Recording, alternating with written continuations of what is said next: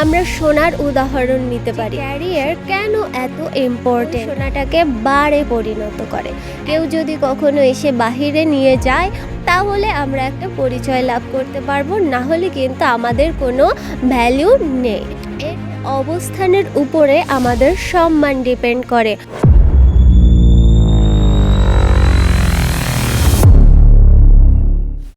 অনেকের মনের মধ্যেই একটা প্রশ্ন থাকে যে ক্যারিয়ার কেন এত ইম্পর্টেন্ট, ক্যারিয়ারকে আমরা কেন এত ইম্পর্টেন্স দেব।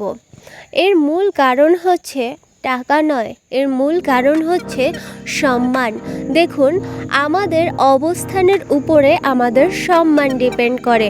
মানুষ আমাদের সঙ্গে কীরকম বিহেভিয়ার করবে সেটা আমাদের অবস্থানের উপর ডিপেন্ডেন্ট।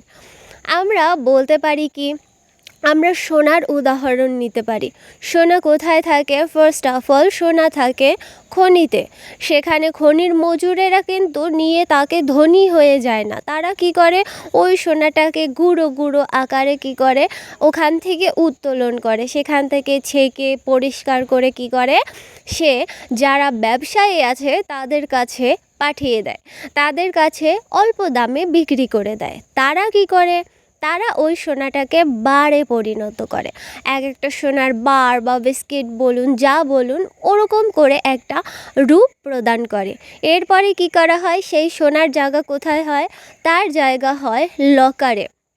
যে এক সময় খনিতে পড়েছিল, মাটির নিচে চাপা পড়েছিল, সে এখন সোজা কোথায় চলে যাচ্ছে? বারের আকার ধারণ করে সে সোজা লকারে পৌঁছে যাচ্ছে। এরপরে কি হচ্ছে, এরপরে তাকে কি করা হচ্ছে, তাকে সেই বার অনুযায়ী দোকানদারের কাছে বা স্বর্ণকারদের কাছে বিক্রি করে দেওয়া হচ্ছে।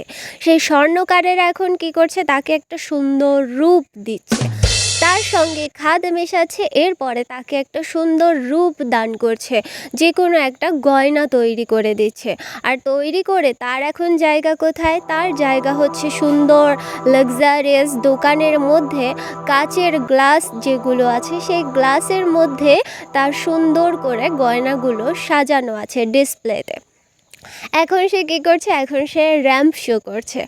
এরপরে কি হবে, এরপরে যখন আমার আপনার মতো কাস্টমার্স আসবে, তারা যখন ওই সোনাটাকে কিনবে, তখন তার অবস্থান কোথায় হবে? তখন সে অলংকার রূপে কারোর গলায়, কারোর মাথায়, কারোর কানে, কারোর হাতে এরকমভাবে নিজের নিজের জায়গা করে নেবে। তাহলে দেখুন, সামান্য একটা বিষয়, একটা সোনা, একটা বস্তু, একটা ধাতু, এরই অবস্থানের পরিবর্তন অনুযায়ী তার সব কিছুর পরিবর্তন হয়ে যাচ্ছে।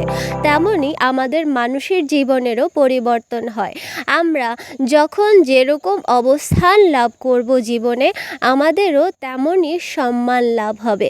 আমরা যদি ওই সোনা হলেও যদি আমরা মাটি চাপা পড়ে থাকি, তাহলে আমাদের ওটা সোনার খনি বলে আখ্যা পাবে।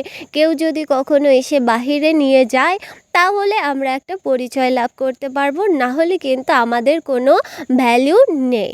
এরপরে কি হবে, এরপরে যদি আমরা সেই সোনার বারের মতো হতে পারি, তাহলে আমাদের একটা আলাদা সম্মান লাভ হবে, যে আমরা অনেক মূল্যবান হয়ে যাব। এরপরে কি হচ্ছে, এরপরে যদি আমরা একটা সুন্দর আকার ধারণ করতে পারি, তাহলে আমাদের সেই মসৃণতা বৃদ্ধি পাবে, সৌন্দর্য বৃদ্ধি পাবে, মূল্য বৃদ্ধি পাবে।